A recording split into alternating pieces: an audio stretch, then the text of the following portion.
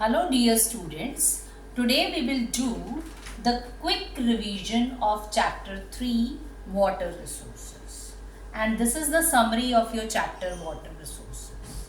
I have summarized your chapter in these 6 questions only, and if you know the answer of these 6 questions, that means your chapter is complete. So we will start from the first question. Why water is called the renewable resource? It is the renewable resource. Why it is called renewable? Because of the hydrological cycle. You have read in your small classes in 6th and 7th about the water cycle. Water cycle is called the hydrological cycle. कि पानी through evaporation atmosphere में जाता है, फिर condensation के through land पे आता है, again through evaporation it goes to the atmosphere and then again comes to the land surface. That is why we call water as a renewable resource. Number 2 is some important facts and figures about water. India receives 4% of precipitation. India में कितनी precipitation है? World की 4%. ठीक है. And total renewable water resources कितना है? 1897 square kilometre per annum. Then 2025 तक it is estimated that India will come in the water scarce country. ठीक है. And what is the rank of India in the world? 133 in the world in terms of water availability. And 96.5% of water of the earth is available in the oceans, right? So these are the important facts and figures of the water resources of India. Next is the causes of water scarcity. Water is scarce. What is the meaning of the word scarce? Scarce means shortage. तो shortage के reasons क्या है? ये बहुत important question है. What are the causes of water scarcity? Water scarce क्यों है? Number 1 reason is variation in seasonal and annual precipitation. Seasonal rainfall, एक सीजन में रेनफॉल होती है, दूसरे में नहीं होती है. पूरे साल में अगर देखो तो कुछ महीने ही रेनफॉल होती है.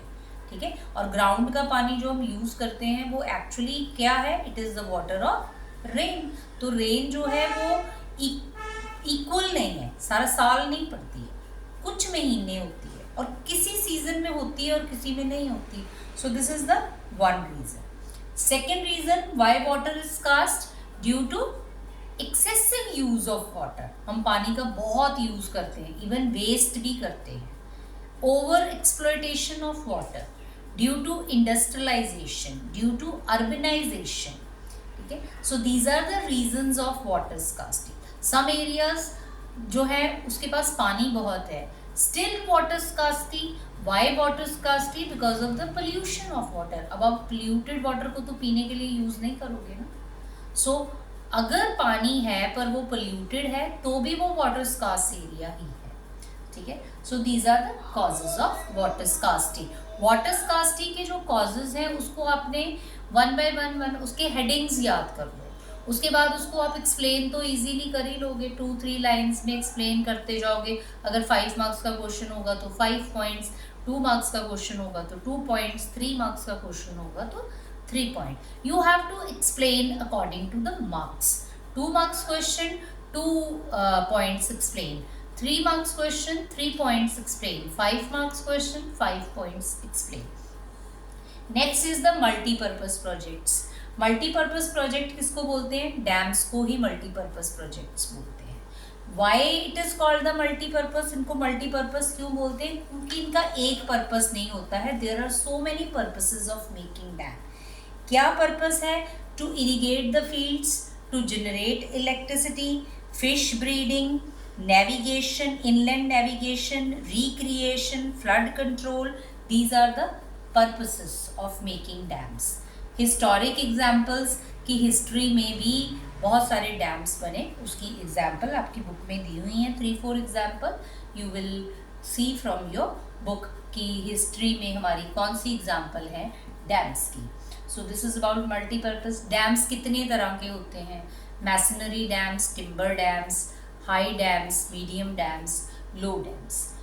तो advantages, why it is called the multipurpose, इसकी जगह पे ये भी क्वेश्चन हो सकता है, why multipurpose projects are called the temples of modern India, तो उसमें भी हम क्या लिखेंगे, डैम्स की एडवांटेजेस ही लिखेंगे। उसके बाद डिसएडवांटेजेस, कि मल्टीपर्पज की डिसएडवांटेज क्या है। पहली डिसएडवांटेज कि it obstruct the flow of water, पानी के फ्लो को ये रोक देता है।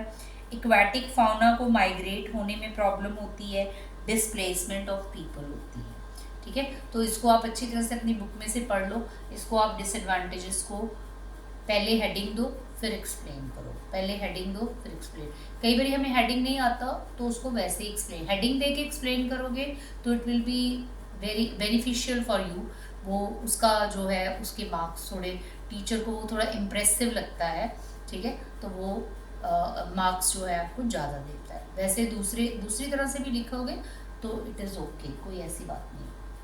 And the last is rain water harvesting techniques adopted in India. India में कौन कौन सी, ये मल्टीपर्पज रिवर प्रोजेक्ट भी रेन वाटर, ये भी हार्वेस्टिंग है, वाटर हार्वेस्टिंग है, पानी को सेव करना है, but this is entirely done by the government. ये पूरा गवर्नमेंट का इसमें रोल है।